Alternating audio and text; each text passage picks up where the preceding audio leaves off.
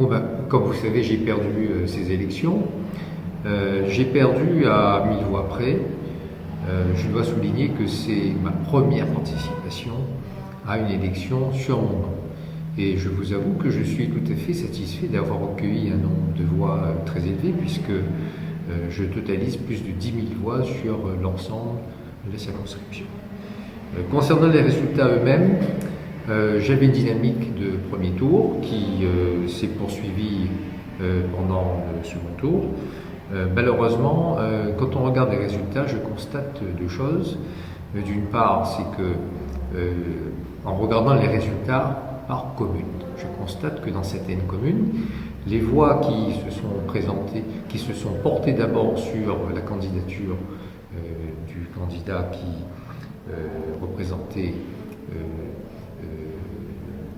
Renaissance ou la République en marche, ce sont les mêmes voix qui, en termes de grandeur, se sont reportées sur la candidature de Madame Bassir. Je pense que les mêmes reports de voix ont dû s'effectuer sur les autres communes, en dehors de Cilaos évidemment, d'où un surplus de voix qui a permis à cette candidate de remporter l'élection. Donc c'est plutôt intéressant ce que vous dites, parce que j'allais vous relancer. Oui. Donc parce que justement en fait vous avez peut-être souffert en fait d'une suspicion d'être membre de la République en marche. Oui. Et à La Réunion, c'est vrai que ça a été un peu une chasse aux sorcières envers les candidats de la République en marche. Et justement, le fait, il y a une forme d'ironie. Vous avez été suspecté, mais les électeurs, vous dites, se sont orientés vers Mme Bassir. Oui, et qui elle-même est en train aujourd'hui de faire une migration vers, me semble-t-il, la NUPES, puisque force est de constater que nous aurions aujourd'hui non pas 6, mais nous pourrions être à 7 députés NUPES, 6 qui s'affichent de manière absolument assumée, puisque c'était le positionnement de départ, et le septième député, ou la 7e députée, qui était peut-être NUPES en misouk. Ce sont des choses que nous pouvons, sur lesquelles on peut tout à fait réfléchir, puisque cette candidate a été initialement présentée sous une étiquette d'hiver droite, et aujourd'hui, question de positionnement politique, on commence à entendre par-ci par-là que la NUPES pourrait des rapprochements possibles avec la NUPES. Voilà, alors c'était justement sur le fait que La Réunion va être représentée par des députés essentiellement de l'opposition, et justement est-ce que ça va être pénalisant pour les années à venir? Oui, mais pendant la campagne électorale, j'avais indiqué que j'étais tout à fait ouvert à ce que nous puissions discuter une fois élus avec le gouvernement pour faire avancer certains dossiers. Ce sont les dossiers que j'avais expliqués, que j'avais soumis au vote des électeurs. Ceci dit, je ne suis pas, j'ai une vision assez critique de la politique qui a été menée par Emmanuel Macron pendant ce quinquennat. Mais ce n'était pas forcément le thème, puisque nous ne sommes plus dans une élection présidentielle, nous sommes dans une élection législative où il fallait expliquer son programme. C'est ce que j'ai fait. Peut-être n'ai-je pas été assez critique sur le cas d'Emmanuel Macron, mais comme je vous dis, ce n'était pas tout à fait l'objet de cette élection.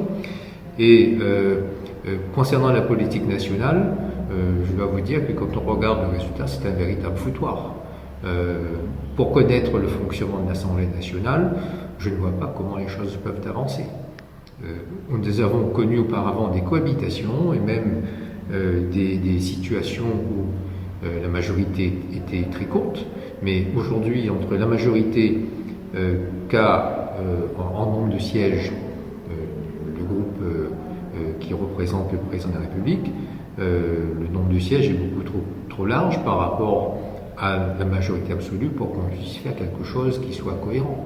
Puisque là, vous avez un affrontement entre plusieurs blocs, mais n'est-ce pas ce qu'ont voulu, après tout, les électeurs, en transposant l'ensemble de leurs revendications, de la représentation à l'Assemblée? Puisqu'il y a une chose qui est quand même positive là-dedans, c'est que c'est l'ensemble des tendances politiques, de gauche jusqu'à la droite, qui sont toutes représentées dans cette Assemblée.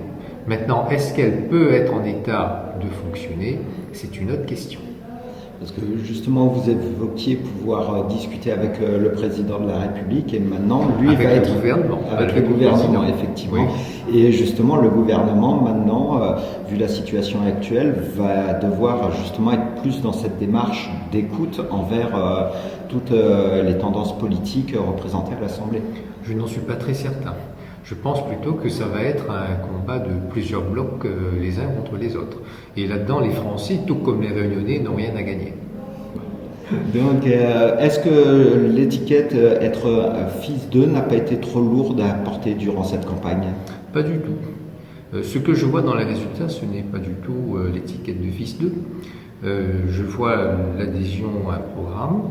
Vous imaginez bien que si c'était fils d'eux, à la rigueur, j'aurais été battu à 80-20, j'aurais compris. Mais ce n'est pas du tout ce que j'en retire de ces résultats des élections.